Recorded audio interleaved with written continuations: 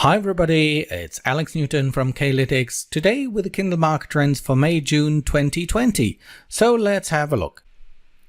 This is part 2 of what I call the Catch Me If You Can video, where we take a detailed look into the impact of COVID-19 on book sales, both print and ebooks.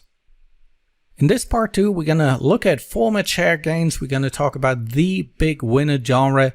We'll assess some fiction genre impacts. We'll talk about pricing and more. And the focus of today's video is very much going to be fiction, after we already discussed the impact of the lockdown on a whole number of non-fiction genres.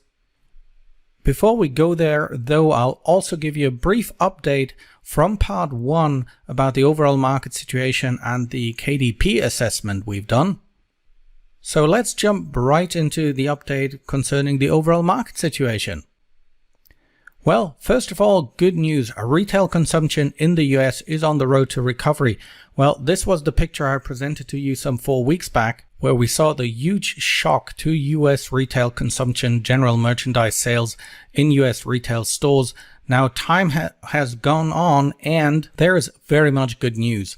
While end of March we saw retail sales minus 31% versus the same week a year before, we saw already in the first week of May only a decline of 4% versus 2019, then minus 2% in the second week of May. Now in the third week of May, already we see the first positive week in retail sales ever since March.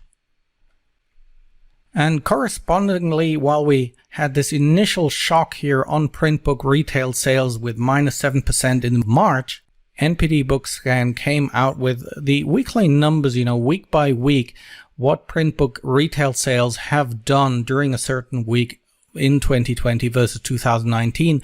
And we see the first week of May, second and third week of May, we saw significant increases over what were the sales back in 2019. Now, of course, numbers always have to be taken with a grain of salt. In other words, you really have to look at what is driving a certain amount, what's the truth behind the numbers. Well, in this case, yes, there is this surge, but also much of it has been driven by children's books, juvenile fiction, not so much adult fiction, but also there we seem to be on the road of recovery. And this means that if we take all the NPD Bookscan numbers all together for the whole year 2020, they reported, while the details here for April and May have not been aggregated so far, the sales year to date they reported by May 9th was only down in 2020 1.5%, by 1.5% versus 2019. In other words, cumulatively, we're almost back in 2020 to where we were in 2019 by this time of the year.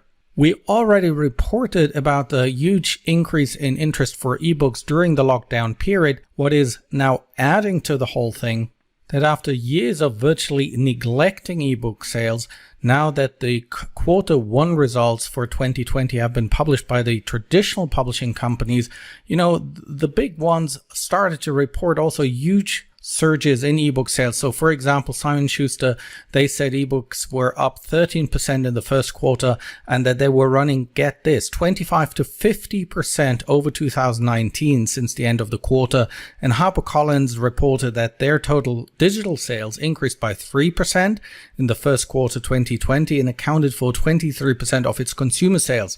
Now that means it's up from 21% in the comparable quarter in fiscal year 2019. And the big strategic question for indie publishers is, will these traditional publishers put more emphasis again on marketing ebooks? Well, time will tell.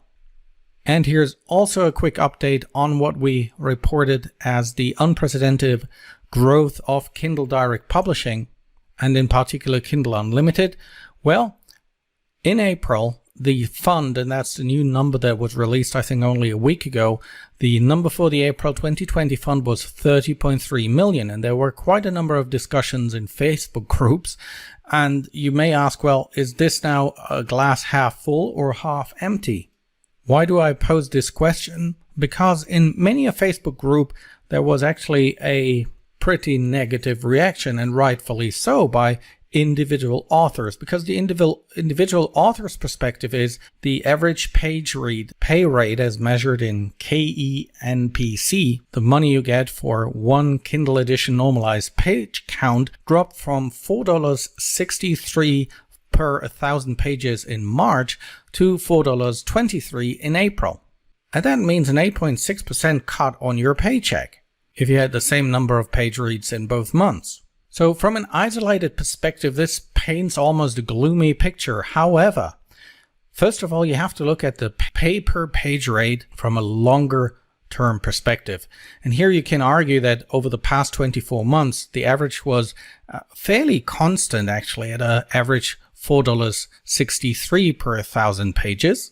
And you see the picture before only represents the very tail end, the last 2 months of this 5-year curve. The fact, though, is that if you put a trend line through all of this, or if you measure the change year on year on year, the fact is that there is a constant slight erosion of the pay that authors get here. However, such a decline in the page rate that individual authors get does not mean that the overall market is bad.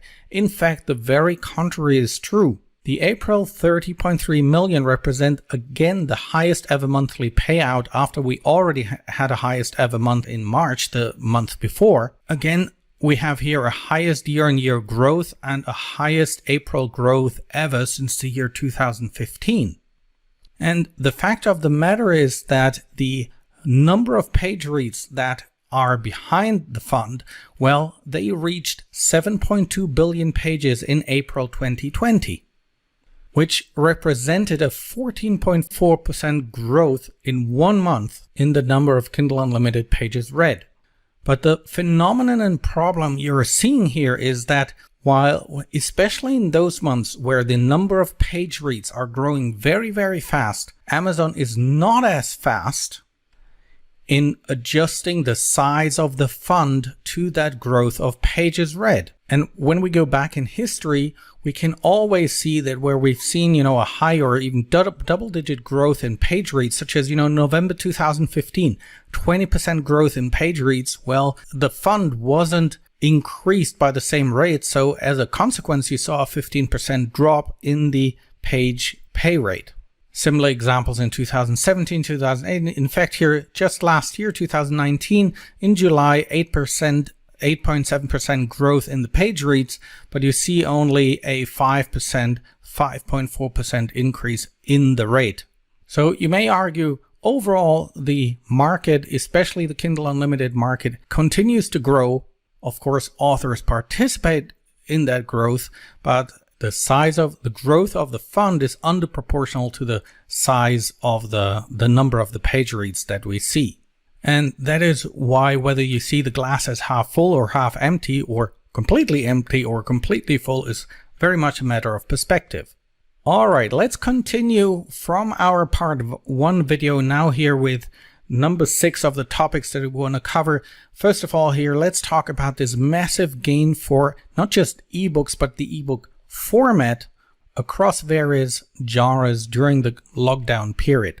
If you go into the Amazon bestseller list, and especially go here to the books bestseller list, which many people think is a print bestseller list, it is in fact, once you click on any major category, it is in fact a cross-format bestseller list, which you can easily see by when you click on the romance book bestseller list, you see next to the occasional audiobook or hardcover, almost only Kindle editions that make it into the top of this list.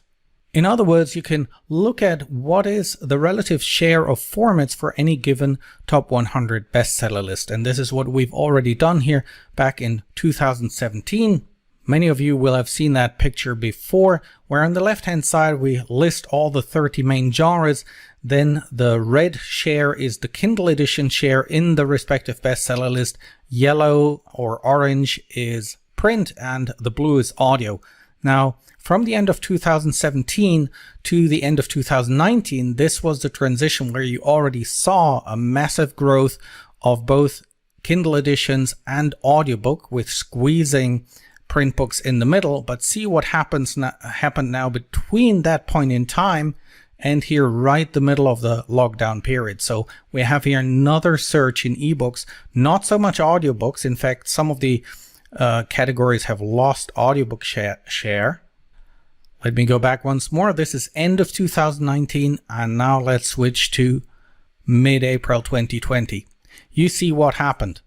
And if we then break down this gain of ebook formats across genres, then we see that the key beneficiaries here have been the following genres. We saw a 18% percentage gain for health and fitness books, 17% for travel books, although travel books in their volume have obviously shrunk a lot.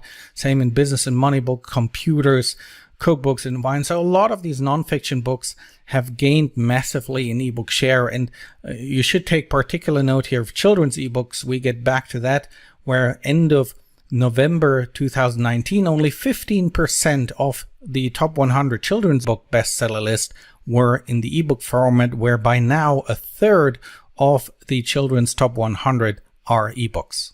So number 7, let's talk about the one big genre winner. And the winner is, well, let's look at the various Kindle bestseller lists and the average sales ranks of the top 100 titles across all the categories. If you don't have the K-lytics basic report, and if you're not a member, you can get one free copy here at klytics.com/free report. And I quote from those reports where, see what happened here in April 2020. Now, the number one genre, if we leave aside the umbrella genres, literature and fiction and nonfiction, is romance, mystery, thriller, suspense, and usually we always had there nonfiction, sci-fi, and fantasy. But see what happened. Children's ebooks climbed into this top 3 genres here. And not only did children's ebooks climb into the top end of the ranking here in April, children's ebooks maintained the position in May 2020 as well. And as a result, if we take, for example, the April number, children ebooks is the number 1 winning category of the COVID-19 crisis.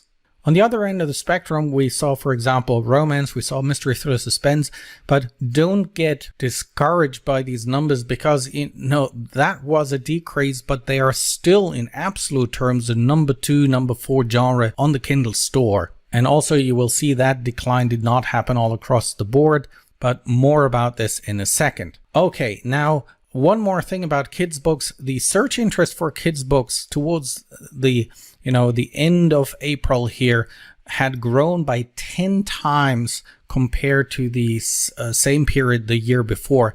That is a huge surge in interest on the Google search engine. So it didn't come as a surprise that by the end of April, you found the overall Amazon bestseller list for books in general plastered with children's ebooks.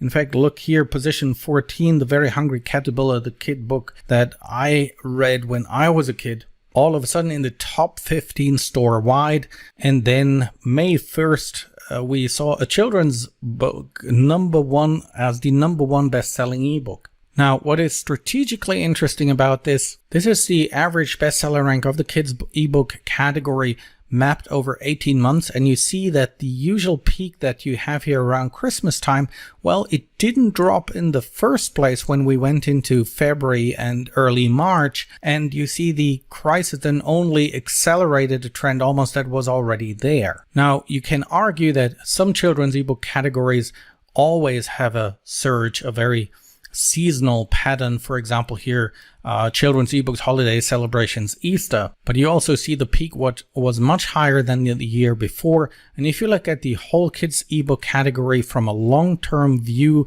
here, this is the trend from beginning 2014 all the way to January, February, March, April, and May 2020. You see, yes, there is this seasonal pattern, but here in 2020, we see this huge uplift for the whole category, and it has not dropped back down. So if you're interested in the details of this, if you remember, you find a report here about children's ebooks covering more than 400 categories in our members area. Then the next trend we viewed was, hey, teens read again. If we look at the top 100 average sales rank for the category, you may say, well, the uptick was not that drastic. In fact, we even saw a slight decline in April and then only the uptick in May. But some categories did have quite some movement. One here, which is an interesting one for discussion, is science fiction and dystopian within the teen young adult romance category, which saw a 41% improvement in sales rank just over the last 2 months. And you see the trend already began here February, March already as a slight upward motion. And at the time, the teen young adult science fiction dystopian romance category here was very much driven by books by Kira Kass, as well as the Divergent, Hunger Games, and Hunger Games series. But then here the real final rise, and you see the whole category has frankly been on a 5-year decline almost ever since the high times of this genre in 2015, 2016. But with Suzanne Collins' launch of The Ballad of Songbirds and Snakes as the latest Hunger Games novel, sales of the whole category surged back up.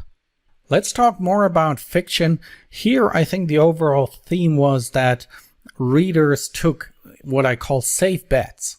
See, where people who during the lockdown now started reading again or reading more went back to those books that they always wanted to read, or for example in science fiction, one of the highest growing category was science fiction classics.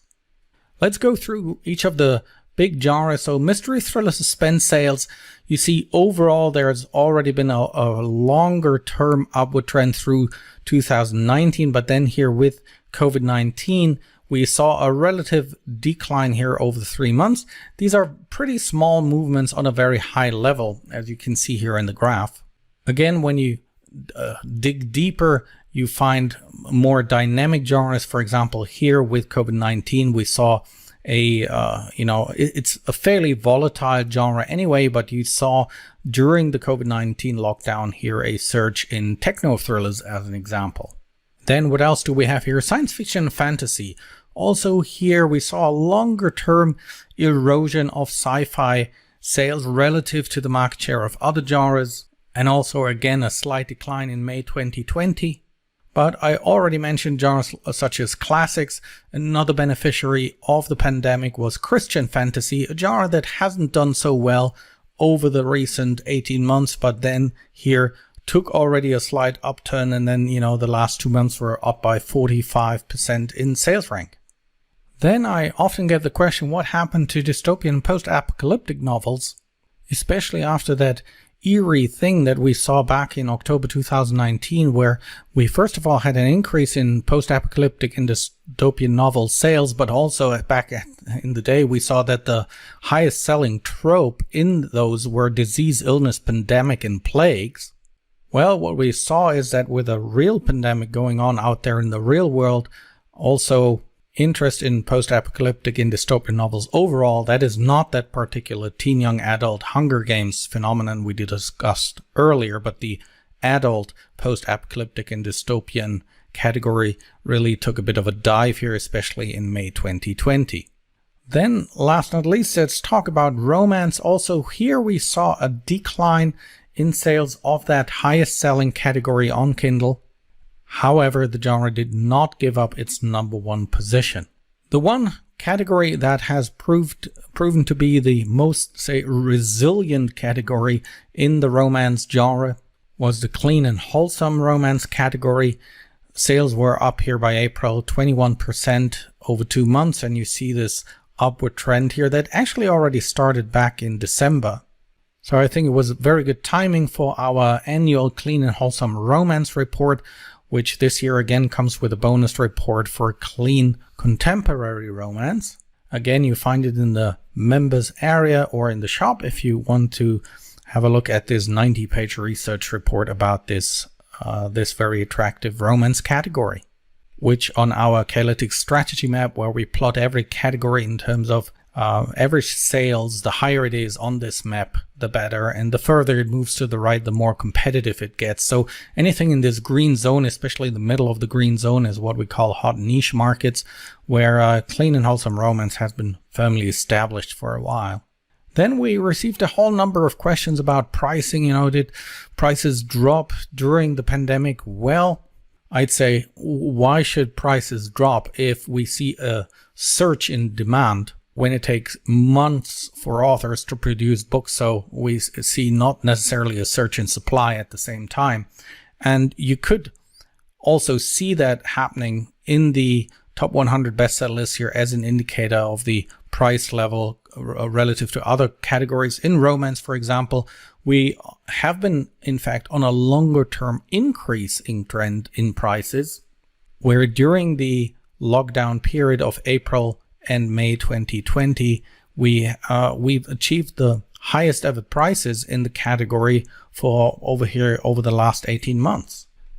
Then if we look at mystery, thriller, suspense ebooks prices, here we have more, say, a stable sideways trends, but also here in April, May 2020, towards the very right of the graph, the short-term trend is up, if anything. And then also in sci-fi and fantasy, we saw ebook prices rise over the period of 18 months. Although in May 2020, we haven't reached yet the peak that we saw in January this year. All right, I hope you enjoyed this analysis. If you haven't watched part 1, you can still see it here in the blog or in the members area. If you're new to K-lytics, come check us out. Get the latest data on 7,000 and more categories in our K-lytics Elite database, or have a look at our individual genre reports. You get access to all of them at a time if you join as a member. I'd like to thank everyone, all the members, fans, clients, for all their support during this lockdown period. Thanks a lot for supporting us. And with this, I wish you happy publishing. This is Alex Newton from K-lytics, ebook market intelligence for success.